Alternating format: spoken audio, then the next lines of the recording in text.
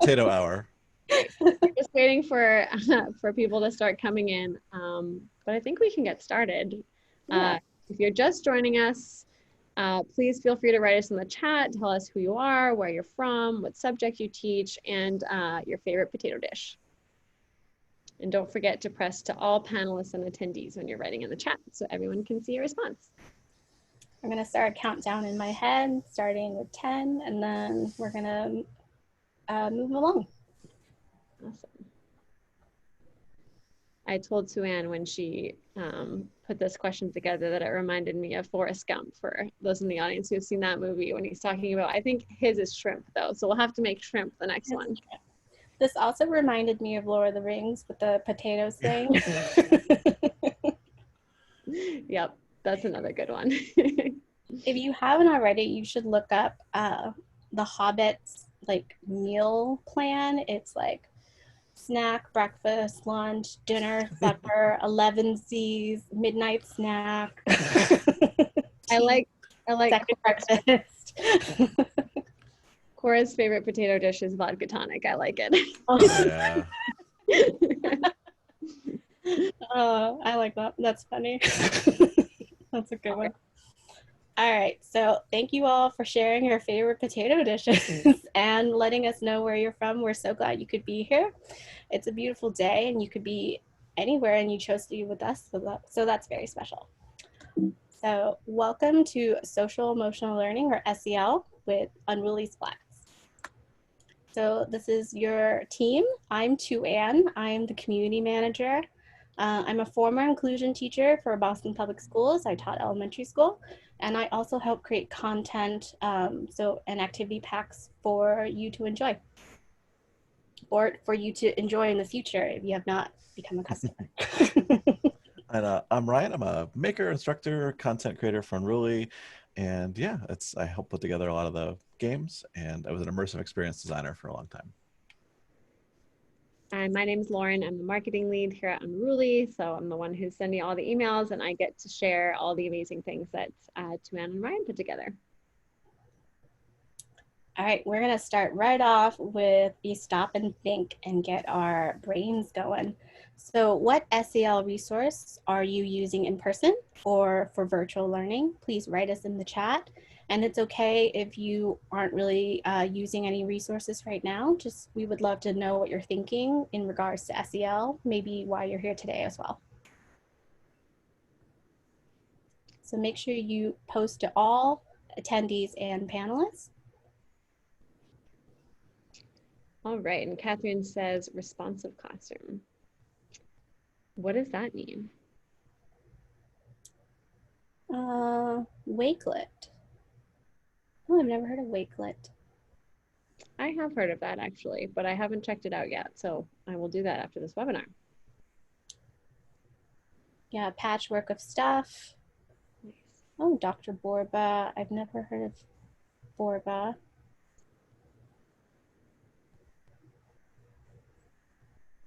Well, I'm learning a lot. Some people are here to learn more, which is great. Guided meditations is a great one. Mm-hmm. I wonder, do you use an app for that, Rebecca? Is there an app that you like more than the others?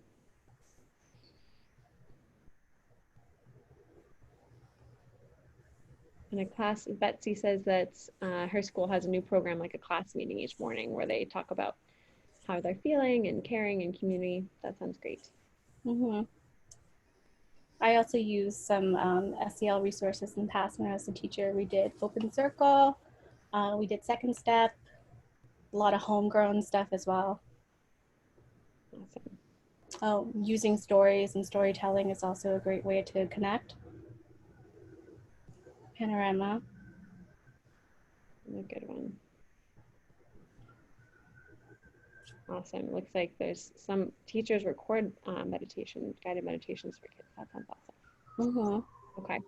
It's great to see some of these programs are involving like movement as well. That's great. All right, maybe a few more thoughts and then we're gonna move on.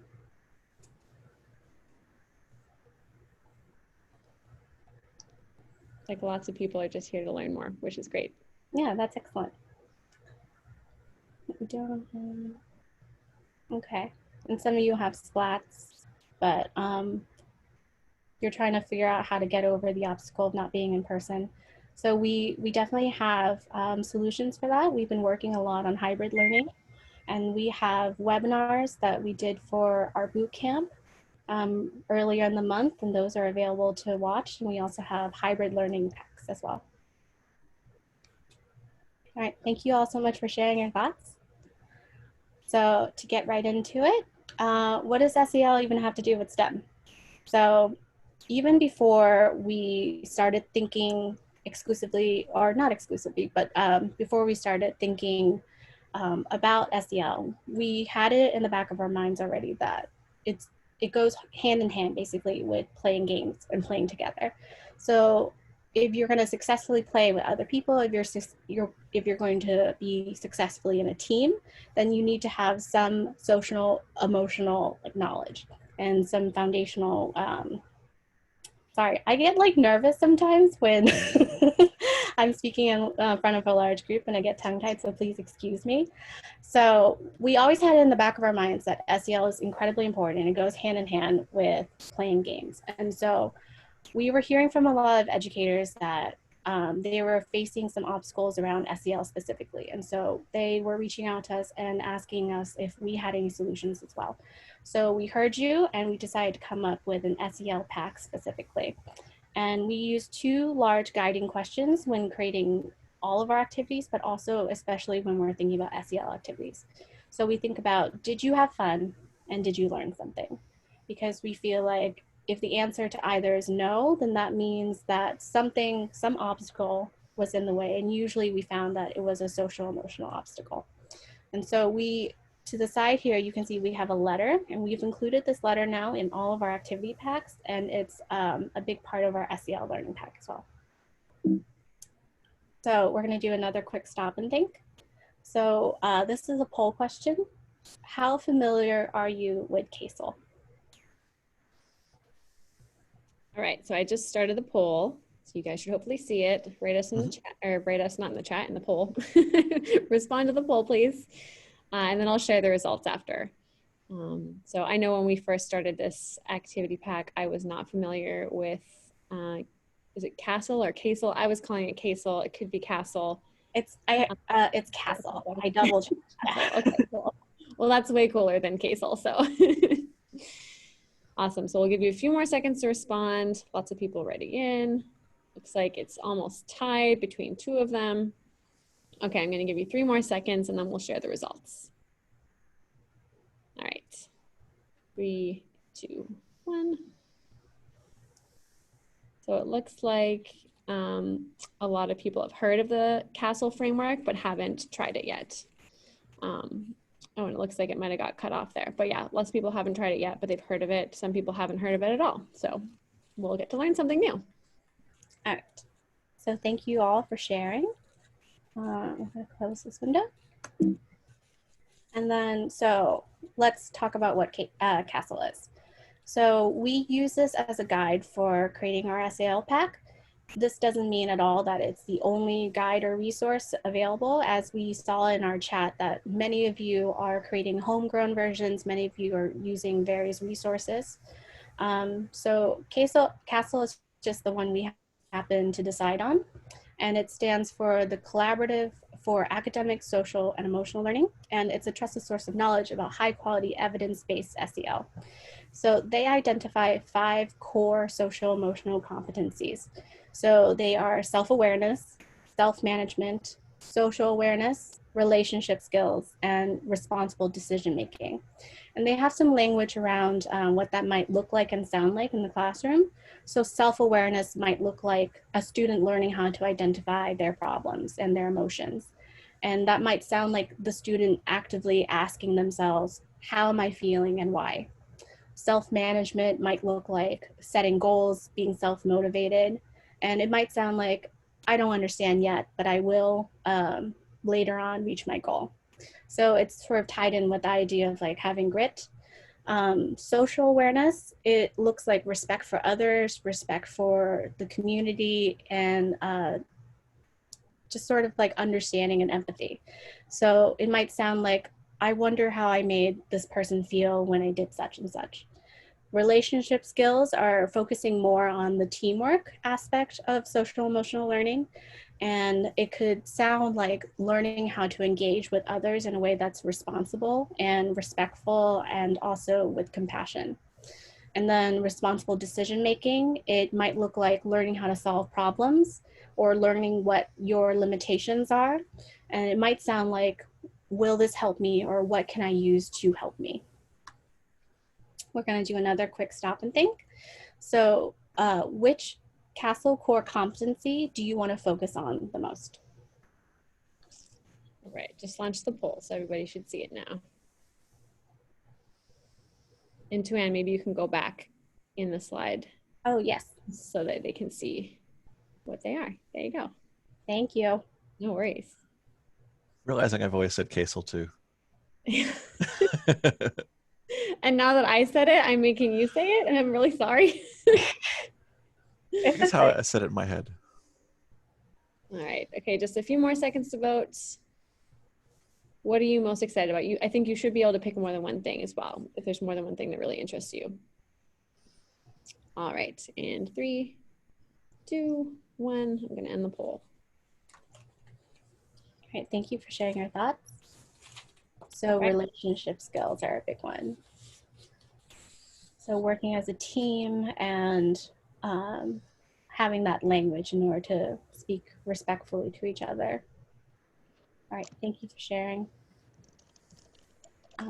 So for those of you not familiar with CASEL, they have a graphic that they like to use, and it's their 5 core competencies. And then you'll notice that surrounding the 5 core competencies are 3 rings: classrooms, schools, homes, and communities. And so the logic behind the graphic is that these 5 core competencies, the rings that are closest to the competencies are the ones that are affected by it the most. And so by that logic, it also, if you're working on strategies to address social emotional learning, the closest rings will also feel the impacts the most, the sort of rewards from learning these social skills. And we took this wheel and we took the 5 core competencies and we sort of distilled it into the Unruly process, because we wanted to think specifically about what does it look like when engaging in Splats? What is SEL when kids are together learning through this physical way and learning a very big new concept, coding. So we took the 5 core competencies and we identified sort of identifiers underneath each one as a checkbox. And it's okay if you are not taking in all this brand new information at once. For some of you, it might be information you're familiar with, but in any case, we have this process in our SEL activity pack as well that you can look at and download.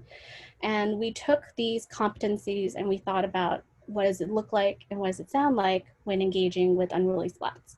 And so we're gonna take a closer look at one of them. So some questions that students might be asking themselves, or we encourage them to ask themselves if they're focusing on responsible decision making, is asking, what's tricky for me? So what tools are available for help? Which part of the problem can I work on right now? And a part of that is this understanding that what part can I work on right now independently? And if I avoid a problem, does that mean it goes away? And how have I seen other people handle this problem? So these questions can seem very simple, but these concepts themselves are very big and very new for some students. As adults, we think about these things and we make decisions on the fly, but that's because we've had years and years of experience. And so for our kids, these can be very big, tough decisions and very big, tough ideas. And so we are very excited to be able to use Splats and games and gameplay and teamwork to help tackle some of these ideas. And we're very excited to show you some of these games. So we created a pack with the intention of focusing on community. And in our packs, we have 4 games. We wanted to have a few games that you can really focus on rather than having like a huge array. And then since the focus is on community rather than coding, we made the codes available for download. So you can download the image code if you decide that you do want your class or you yourself want to tackle creating the code itself. You can download the finished image and use that as a source, or you can download the completed code as a text file, and then we're going to show you how to import that into the web app so that you can just start playing the game immediately and not worry about the coding at all. Awesome. And then again, the focus is on collaborative play, and so you can choose the code if you want to, but since it is SEL focused, we have both the game objective, so the game itself is the destination, but I like to say that it's more about the journey. And so we also have the SEL objective, and it's okay if you meet the SEL objective, but you don't quite get to the game objective. These games are games that you can either spend a long time on, or you can go back to them, drop them, pick them up, or play it over and over again and like exercise these skills. So an example of an SEL objective might be coming up with strategies for sharing ideas and work as a team to achieve a common goal. And so we have hints and suggestions in the lesson plan, such as some students might benefit from writing down their ideas prior to the activity. And we also think a lot about like opportunities for students to share their thinking through turning and talking, partner sharing, triages, and so not triage, triads. And just thinking about all different types of learners, such as ELLs, students with disabilities. What are some suggestions that we might have so that everyone can engage and participate? And it's worth noting that these were created and tested using the web app and weren't made for physical splats in a physical classroom. They definitely work in both, but were created, tested, and we've used them in the virtual and hybrid environment. So the first activity that we're going to get to play is this Would You Rather game that hopefully everyone's familiar with. So Joanne, do you want to give a quick recap of what Would You Rather is? And then we can ask people to write in the chat what they want to choose between. Yeah, and a little backstory. So something I used to really like playing with my students is just having them run to either side of the room, and we would pose like a would you rather question. So would you rather be made of Jello or be made of noodles? And then they had to run to one side of the room. And I noticed as a teacher that they were getting extremely competitive. But it was a good kind of competition because it was so silly and everyone got to participate and everyone got to enjoy it. But I thought, how do you take that element of competition and turn it into a game, especially with SEL objectives? So this game objective is you form two teams, and the teams have to race to come up with a would you rather question. And the tricky part is that the whole team has to have like a group consensus. Everyone has to agree on one would you rather question. And then the teams have to submit their question first, and whoever submits their question first, that's the would you rather question that the whole class has to answer. And so this could be a great brain break. It could be a great morning activity. And it really sets students up to be talking and engaging with each other and learning how to agree, learning how to work collaboratively, and then also do it efficiently and do it timely. So this is a great time to start brainstorming your would you rather question because we're going to play it together. Yes. And when you think of a would you rather question, please write in the chat to all panelists and attendees, and then we'll pick one for playing. It's going to be fun. All right. So continuing on with the lesson plan and what the format looks like, we create a SEL Self Checklist. And so these are the 5 core competencies of CASEL along with the sort of identifiers underneath each one. And this checklist can be just for the teacher, or you can share it with your students to sort of track your progress. So it's totally up to you as the educator. But we thought that having a checklist, especially if you're not familiar with CASEL, would be very beneficial. And then we also have our suggested SEL strategies. So these strategies are going to feel very familiar to a lot of you because these are strategies that have been like tested in classrooms and have shown high success rates. And these are strategies that we believe would yield the highest outcomes. And so it's something like coming up with a system to share ideas. And so you have your hand signals, learning how to take turns, showing ways to disagree respectfully. And we thought about how do you show that both verbally and physically. And so it might just be encouraging students to say good job or nice try, and having them say it a lot. Just sort of, it might feel a little unnatural at first, but I noticed, at least from my personal experience, the more I had my kids say it, the more it came naturally to them. And that's when I started seeing it at recess. That's when I started hearing from parents like, oh, my kids are playing better at home because they're not fighting as much anymore. They're saying, good job, nice try, or you'll get it next time. And something I also definitely had to discourage was like the very physical celebrations, like the touchdown dances or like throwing a tantrum. And so it's, the emphasis is very much on like learning how to enjoy a game. And even if it has like a clear winner or a loser, learning how to enjoy the game for the sake of the game and the sake of being with each other rather than like winning. So we thought about games specifically that would lead to that outcome, and we thought about the strategies that paired the best with the game, kind of like a wine and cheese pairing, if you will. And so there are many strategies to choose from, but these are the ones that we thought would yield the highest outcomes. And prior to what I said, going back to what I said about how it's about the destination, I mean, sorry, about the journey rather than the destination. It's okay if you don't finish the game, but we do encourage that you do the discussion questions regardless of whether or not you finish the game, because we think that this is where you're going to see the most impact. Giving kids the opportunities to talk to each other and engage and share their feelings, and hearing from each other and learning about how did this other person feel when this and this happened. And so we highly encourage that you have these discussions, whether or not you use these questions. These are just suggestions, but we do encourage a discussion segment, no matter like how long or how quickly you can finish the game. We deeply encourage these questions, such as how did the activity make you feel? Describe it using one word, and why did you feel this way? And describe someone you saw being a great teammate or a great classmate. And so encouraging kids to notice the good in others, as well as noticing the good in themselves, and developing that awareness of both themselves and their surroundings and how they affect their community. And then we also have variations at the bottom as well, for hybrid learning as well as learning together in the classroom. Just a quick note, I see a few people have their hands raised. If you have a question, please write us in the chat, or we can also have time for questions hopefully at the end as well. Oh, and I see some would you rather questions. Yeah. Good ones. We got some good would you rather questions coming in. Keep them coming, guys. All right. So moving along, we're gonna get to play 2 of the games today. So Ryan's gonna walk you through how to download the source code, and then I'm gonna share my web app screen and we're gonna start playing.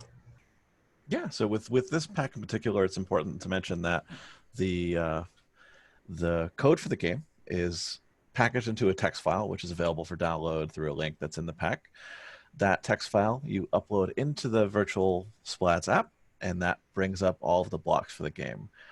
We have quite a few games that are built into the app. There are some that are available through the portal, and this particular one, they're available straight through the pack, because the intent is that the code is downloaded. With a lot of our activities, they're built so that students can code them and debug them and sort of grow into making the game their own, where these are already have all the bells and whistles. They have sounds and lights and feedback and things that we would maybe expect students to add on their own.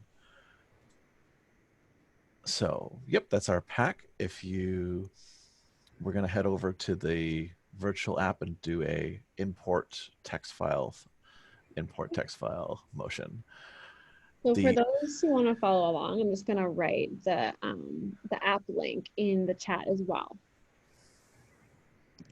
Yeah, so this is our virtual platform for those of you who are unfamiliar. We do have a new version of it coming out soon, version 2.0. So that's something to look forward to. It has lots of fun new features, such as sort of these stickers and different backgrounds that you can use, and introducing Game Locker. And you can find out about all these new resources in our, which webinar was it, Lauren? Which resources? The App 2.0. Yeah, you should definitely check out our Splats 101 webinar if you've never seen our virtual coding environment anymore. We walk through the basics of that in there. And the 2.0 was in the boot camp. Yeah, our customer boot camp. So if you're a customer, you can rewatch that one. All right, and then we also, I'm gonna show you how to import the text file. Oh, I forgot to show you how to download the text file. So when you go into the PDF from the portal, so if you're a member, you can log in and it takes you straight to the portal, and the portal shows you all these different resources that we have for download.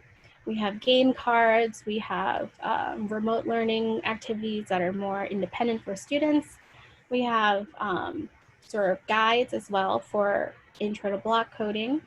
And then for social emotional learning, you would click on the pack that you want. And then you would click on download, and then it downloads the PDF directly. And then inside the PDF, we have links that go directly to the image. So this is what the final image for the code looks like. Or you can just download the source code itself. It takes you into a Google Drive, and then you can download the code directly. And if you have any trouble, we have a PDF explaining the process as well. And if you're not an Unruly customer, you can still access this if you just go to our site under the Learn More dropdown and click on Lesson Plans. It's the top one there. And so you can download it and take a look.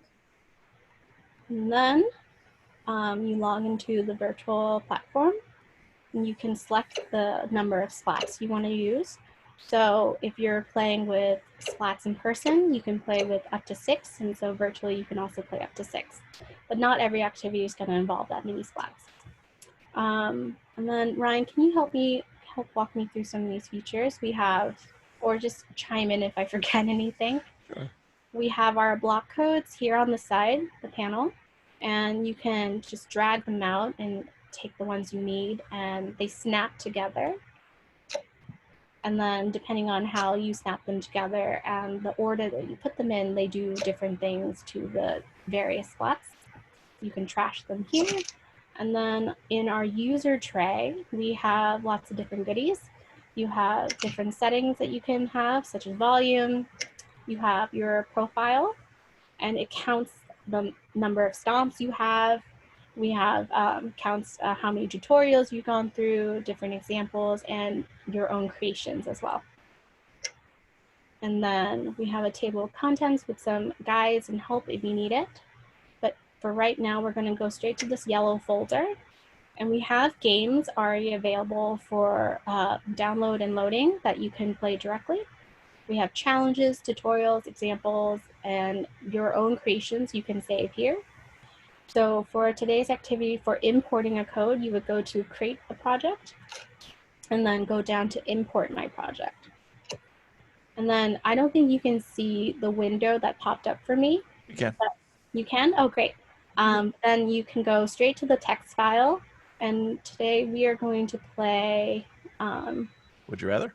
Yeah, but it's just, sorry, my computer is being very fussy and it's not letting me, there we go.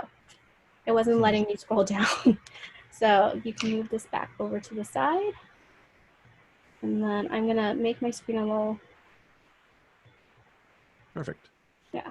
And if this looks scary, you don't have to worry about it too much because the code's already there for you. Yeah, and there's 2 things that are collapsed there. That's what the little jagged edged ones are. There's a lot of code that's put in those so that you don't have to worry about them, and they stay out of the way while you're playing your game. All right, so this is a 5 splat game. So I'm gonna go to 5. And the way it works is for splat 1 and 2, that counts as choice A. 3 and 4 is choice B, and 5 basically tallies up all the votes to tell you which is the winner. And there are fun little sounds that we added as well that you can feel free to change the sounds if you want. But basically when you press run, they light up to indicate the choices. So you have the green choice, the blue choice, or choice A, choice B, and then 5 is lit up all pink so that you know that you shouldn't press that until the end. So let's think of some would you rather questions. Lauren, did you make some choices? Yes, we've got some good ones. So I'm going to go with the first one from Betsy for the first one, which is, would you rather find a snake or a spider in your bed? Are they the same size? Let's say, I mean, snakes are usually longer. So let's say it's a tarantula versus anaconda. This also varies greatly depending on where you live. Some This is places not a the snakes are realistic worse. And some situation. places. Yeah, this is a very like Florida, Australia relevant question. So the way that we're going to run this, vote A is the first one, vote B is the second one, and then just type the letter in the chat that you want to vote for, and we'll tally it up using the program here. So this is how you might run this for a virtual or hybrid class as well, where you share your screen with the app running, and then you can run the program, ask for votes in the chat. So A is a spider and B is a snake. Yeah, and if you want to just rapidly start telling me A or B, I'll start clicking. Okay, we've got an A, another A, an A, a B, a B, a B, an A, an A, an A, snake, which is a B, a B. Keep them coming, guys. We got lots more votes. And the way you might do this, and the way you might do this with your whole class is you'll be able to see their faces. And so maybe they have a hand signal that they can use. And you can also do breakout rooms as well, so that there's that like competitive element to it.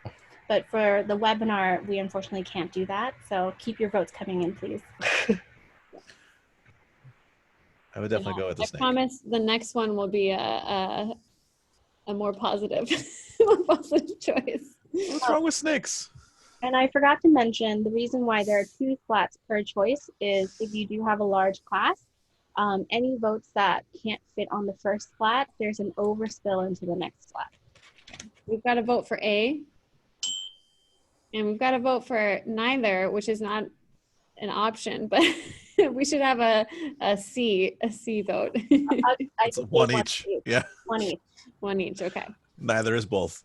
Yeah. Okay. And okay, and a few more seconds. So with the spillover, basically if there's more than 15 votes for either A or B, so say there's 16 votes for splat 1, when you click the 16th time, 1 light will light up on splat 2, and then from that point forward, every time you click splat 1, it'll continue to fill up splat 2. So it lets you have a larger classroom and say 25 people vote for the same thing. It'll fill up splat 1 and then continue into splat 2, and then at the end they'll calculate who wins, which we'll show you in a second. So does that mean there's a max of 30 votes per? Yes, that would be a max of 30 votes. It'll actually continue to track them, but it won't light up 28. It won't light up, won't continue to light anything up, but it'll keep track. Yes, there's 14 LEDs each. Gotcha. Okay, great. So it'll still continue to track even if you're doing a classroom size bigger than 28. Yes, that's correct. And we'll show you how many votes were for each one at the end as well. It stays hidden until the end, other than the counting the lights part. Okay, so let's finish this one up and then we can move on. So you can press splat 5 and it tallies it up for you. So so choice A was the winner or loser, I guess. And just something to keep in mind, you can keep this window open with this particular code, or you can just import it whenever you need to. And it's a great way to just have a quick class vote on something. And you wouldn't even necessarily have to play a game. You would just like, okay, are we gonna do this game next or this thing next? And one of the small things to note is that the score is obviously the number of votes that were cast. So when you press splat 5, it checks for how many votes were cast and then lights up the score to tell you what the real numbers were. Awesome. We got some great ideas. What do you say, Tuan? Should we play again, or do you want to move on to the next game? We got 20 more minutes. Let's take a vote. Okay, we can do one more round of this or move on to the next game. One more round is splat 1 or choice A, and then moving on is B. We could probably get a quick one in. Yeah. Okay, A. Okay, yeah, that's All right. There was a flood of votes. All right, so we will do one more. What's one more would you rather question? We'll do 1 minute. Well, there's so many good ones. Okay, I'm gonna go with Lisa's, which is, would you rather have unlimited groceries for life or unlimited movies for life? Okay. So let's make groceries A and movies B. Okay, we got an A. A, A, A, A.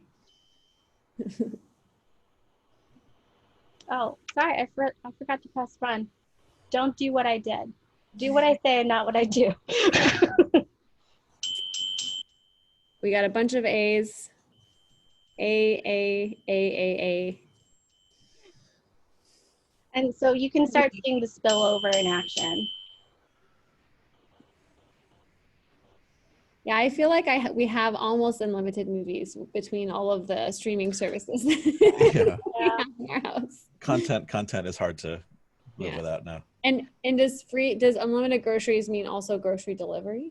That would be awesome. Oh, yeah, that changes things. Yes, you're hitting the appropriate splat for the choice. Exactly. So if it's A, then we're hitting splat 1. And if it's B, then we're hitting splat 3. And they make Okay. different sounds as well. Yes, and they make fun sounds. Okay, so shall we find out the tally? A wins again. Nice. All right, so our next game is a puzzle game. So to delete everything, you can just right click and then clean up your blocks. That actually just orders them. Oh, So yeah, there. delete. Again, do what I say and not what I do. Cleanup is useful to make sure you have all the blocks in a row and that you can get rid of the ones you don't need. All right, so we're going to import our next code. This game is called Wonder Splats. And again, it looks like an overwhelming amount of block coding, but don't worry about it. So these should be collapsed. So in order to collapse them, you can just right click and then collapse block. Collapse block. There we go. And the reason why I'm collapsing these is because for this puzzle, actually, Ryan, do you want to explain the puzzle game while I finish collapsing? Sure. The reason they're collapsed is because the goal for the game overall is to get all 6 splats to light up green and to make a cheer sound at the same time. And there's 3 different puzzles that you can take on, A, B, or C, and you choose by snapping either A, B, or C into the bottom of the code right that begins when the program starts. There's not too many rules. Basically, they can interact with the virtual splats however they like. This is a 6 splat activity, so you want to change this up to 6 splats. This is based on a real life game that worked very well. I think it was called Many Feet, where it's a very, there's just 6 splats on the floor, and it's up to the players to explore, trial and error, get frustrated, and really try as many things as they can to get all of the splats to stay green. And this is a digital version of that. The nice thing is that there's 3 different experiences that you can try, and they each have a different kind of trick to them. All right, so Lauren is going to be our puzzle solver, and you have 3 puzzles to choose from. And so the one you want to work on, you just snap here and then run the program. All right, Lauren. Okay. Can you start clicking on one? Oh, yeah. Ooh, I did it. All right, so this is this particular puzzle rewards people who are patient. So when it starts running, you're going to have some people who start clicking right away. And they're going to become increasingly frustrated because it's not going to, you can try clicking, some things don't light up at all, but you know it's still running because the clock is running, the timer is. And it is, the way the puzzle works is basically it rewards you for waiting. And so since Lauren waited before she began, once the timer has run to a certain amount of time, you'll notice one splat light up. And then if you click on that one splat, it makes all the splats light up. When you click on a splat, doesn't something happen with the timer too? That's C. Yeah. So C is also a patience one, but a little different. This Okay, one let's has an exploration part to it. Yeah. Too. But this is sort of like a game in which we're kind of setting up the kids to get a little frustrated. So it's one in which like it works on the SEL core competencies of self-awareness and also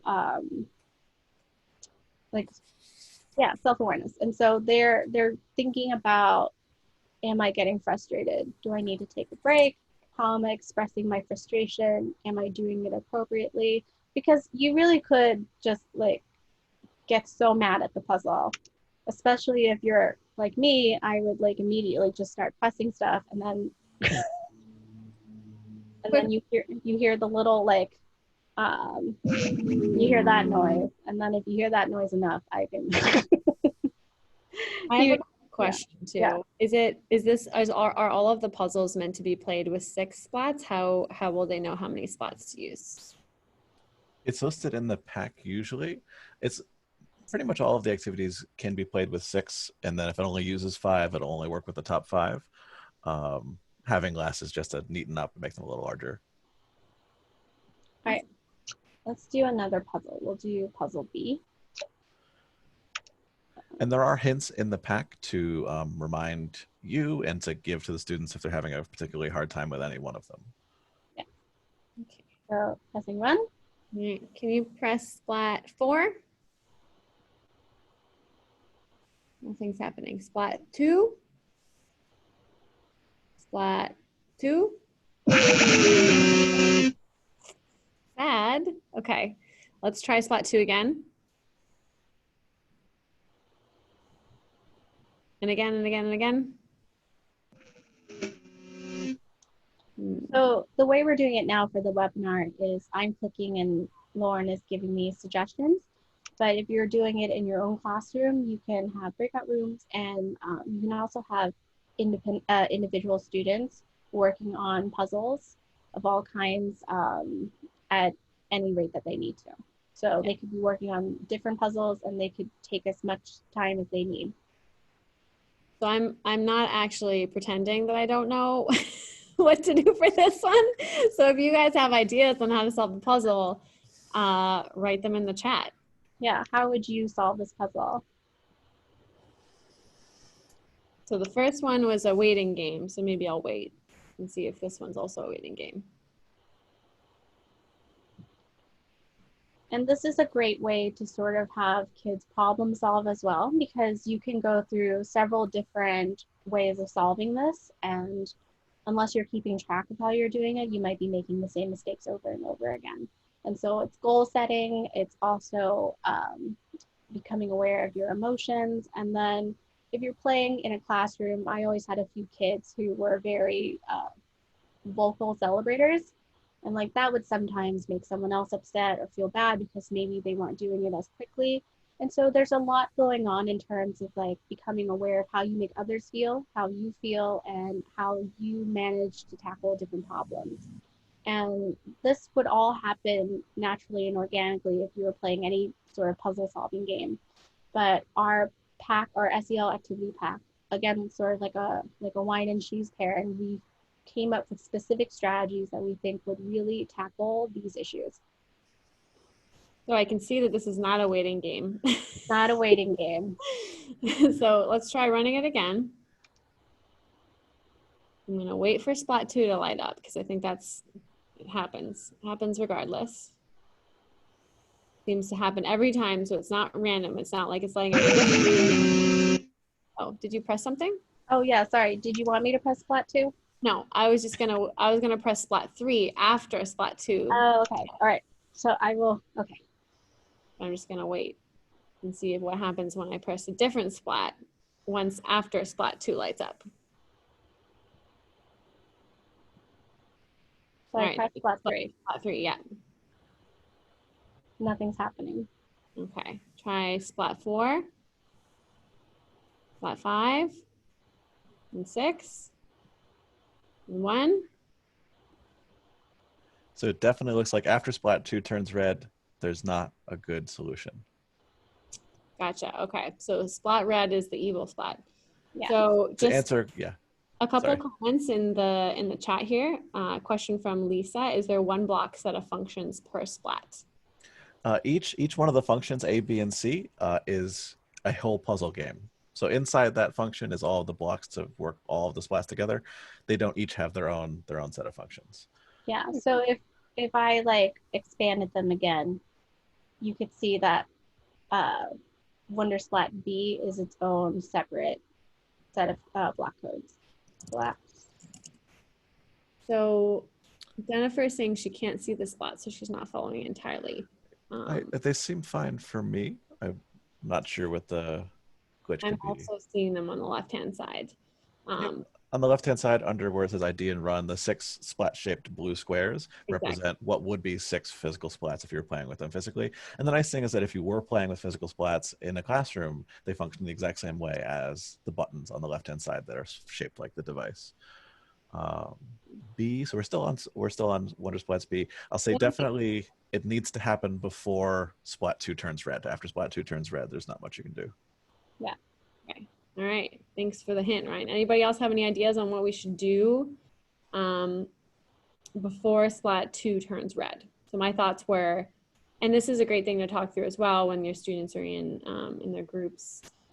What is thoughts behind, the puzzle solving? So my first thought was, okay, I know that Splat 2 is always going to turn red. So what if we do, and even if I press Splat 2 again, then I definitely don't want to do that because then I lost. But if I press another Splat, also nothing happens. So let's press Splat 2 right away. 1, 3, 4, 5, 6. Oh, we lost. Turn red. So Tuan is pressing them for me because she's sharing her screen. So if you were, that was a good step. If you were doing in a virtual classroom, then your students could have breakout rooms where each person maybe was controlling the screen, or they could each load it, and then they get to try different ways and talk through different ways of solving the puzzle. Mm-hmm. Awesome. All right, one more go. Anybody have any ideas how to solve? Splat 6 made a sound when you clicked it. Press Splat 6. Oh, press it again. Turn red. Press Splat 6. And again. And again. And again. And again. And again. Oh. I think you were very close. Very close. All right. So Ryan, do you want to explain how the puzzle works? Yeah, so it's a time thing. You have 10 seconds to light all them green. Once you figure out that Splat 6 makes them green, if you click it fast enough, you should be able to light them all green before Splat 2 kicks in. Gotcha. And this might be slowing down because of our webcasting. Yeah. When it's in a single student's interface, it runs very nicely. Nice. This one reminds me of a Rubik's Cube with a timer, maybe. This one, it's like a game where you have to keep hitting something very fast to keep it a color. Okay. So let's try Wonder Splats C. And we only have 5 more minutes, and I really want to leave time for questions. So maybe, Ryan, you can just walk us through how it works. So this one, it's easy. Just hit run and then try clicking some splats, and you'll see it give you some positive feedback, and it seems like you're getting closer to the objective, and it seems like it's going very well, and you keep going, but you never quite fill up the last set of splats. And if you keep doing this for long enough, you might realize that the stopwatch, which is on the upper left-hand side, resets every time you press a splat. So the longer you take between presses, the higher the stopwatch gets.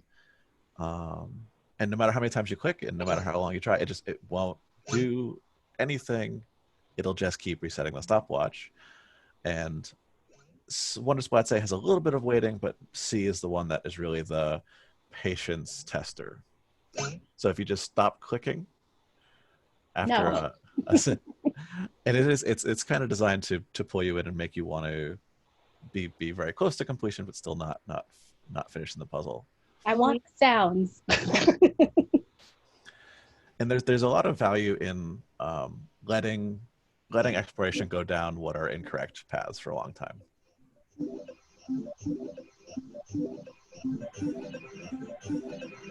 Oh, wow. Thanks. Yeah, so once it gets to 20 seconds, it just increases score across all of them, gives you a nice like arcade feedback, and that you eventually just win the game. Awesome. Yeah. That was fun. And then if your kids get really familiar with block coding themselves, they can start making their own puzzles. That's what I was going to say. These are really good inspiration for creating content for other students. That's one of the more rewarding things that I've seen is students creating puzzles and games that other students are challenged by. Perfect. So I wanted to leave some time for questions. I linked the activity pack in the chat here, and I also linked our web application as well. I'll link it again since it's quite far up in the chat. And only important thing to remember is make sure you're using a Google Chrome browser if you're accessing it from our web app. We also have an iPad app, which you can download the app on the App Store. So question about using it for special ed students in lower grades. Seems like is it Lessa? Lessa said it sounds like it may be difficult. Any thoughts on that, Tuan? I mean, I think it depends on like what the goal is. So if the goal is for the student to solve the puzzle, then it might be quite difficult. But maybe the goal is then something else, something related. The goal might be just understanding some of the SEL components, engaging in the conversations. The goal might be to work with a partner or partners and figure out the puzzle. And so there are definitely scaffolds that you can put in place. And it is a reality that like, we're not teachers. I was a former teacher. So we defer to you and your judgment, like you know your kids best. And so if you have ideas or resources that you would like us to come up with to help you, we want to support your special ed learners. We want to support the students that you have in front of you. We're always free for consultation. When you become a customer, you get a lot of one-on-one support as well. And we're always working through these problems with you. And even if you're not a customer and you want to shoot me a line and like come up with some suggestions or something you would like to see us working on, like we're always open to those ideas. Awesome. And I will also be sending out the recording to this webinar after. So if you want to go through some of the games just to see how they work again, everybody who's attending today will get the recording as well as anybody who registered. And if you want to send it to a friend, or a colleague, also feel free to do that. I'll be sending that email out tomorrow, so keep an eye out for that. We've also have seen Splats used by students as young as kindergarten. And so sometimes it's not about the coding, sometimes it's just getting them familiar with the sights and the sounds and the applications of block coding.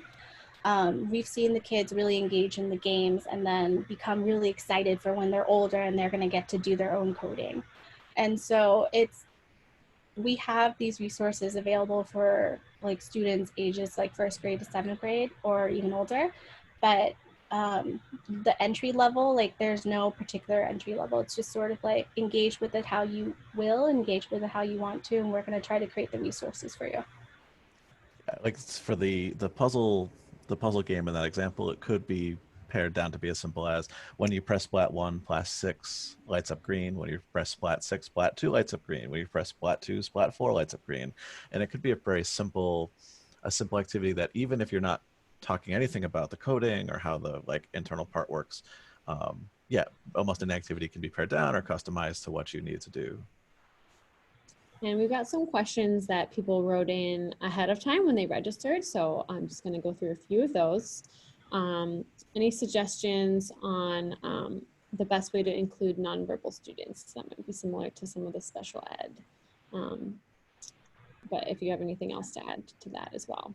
There could be, like you said, the hand motions for voting on the rather.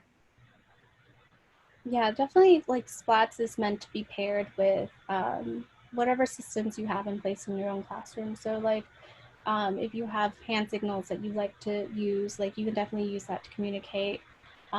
Also, don't feel like you have to engage in it right away. You can also take time to sort of go over it and then maybe have students work in pairs or in small groups, just like coming up with ideas first before like applying them.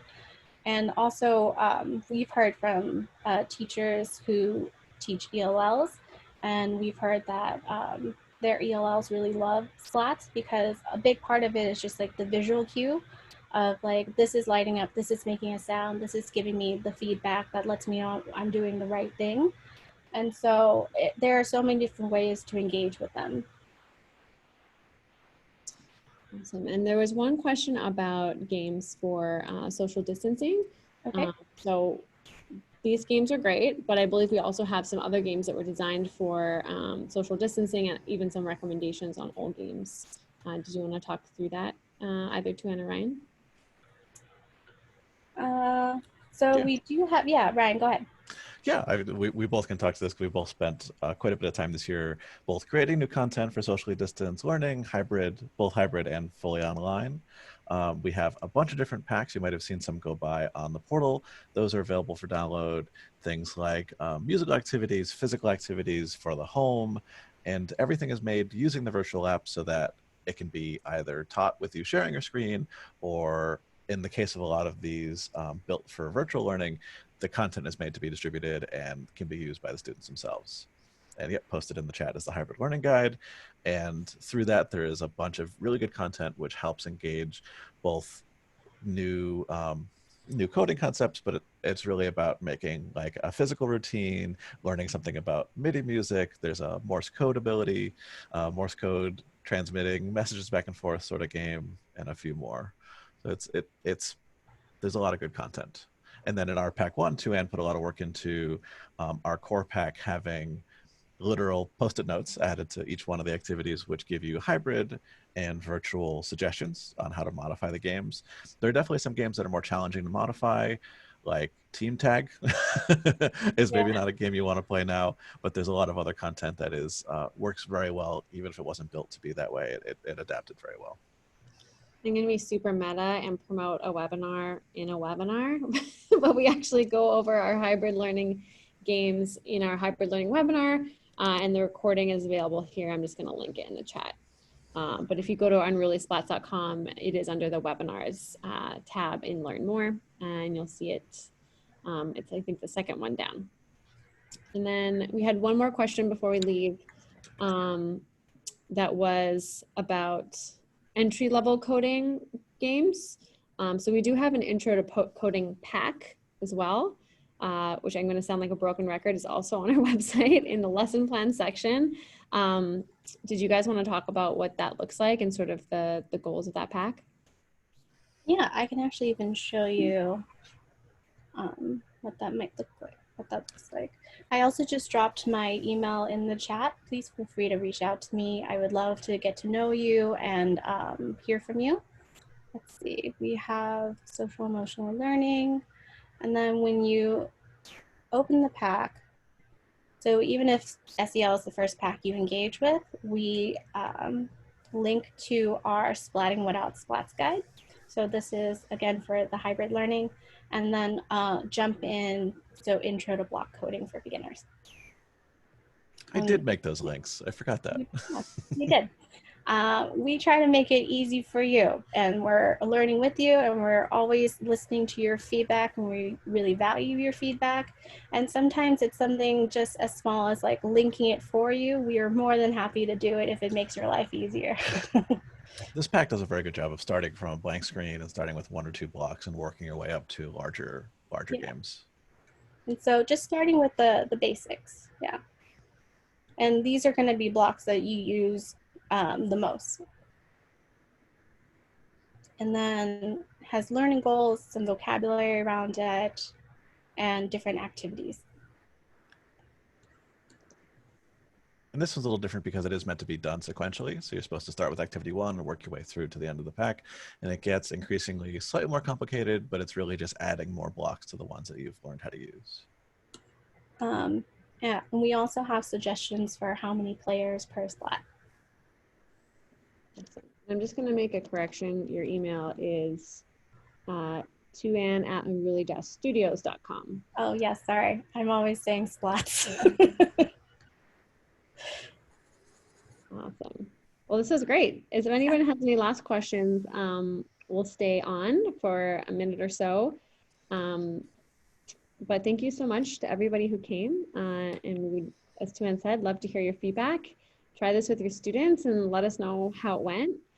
And I know the school year has already started for some of you, and maybe some of you are preparing for it in the coming weeks. But yeah, we're here for you, and we're really excited to hear how it goes. And if you have anything any ideas or ways that you think that we can help you, we're here and we want to help.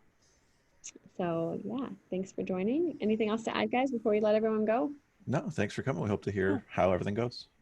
Yeah, I hope you guys have like a really safe and productive and like joyful school year wherever you are. So, yes, and now I'm gonna go home and make some potatoes. Yeah, I want French fries for some reason. I forget what happened. It's the strangest thing. Maybe for 11sies. This is supper. Yeah, will we have the slides sent to you? Yes, I can also include the slides in my follow-up email. No problem, Anna. Definitely do that. All right. Yes, and the recording will be available. I'll definitely be emailing it to all of you, and we also upload them to the site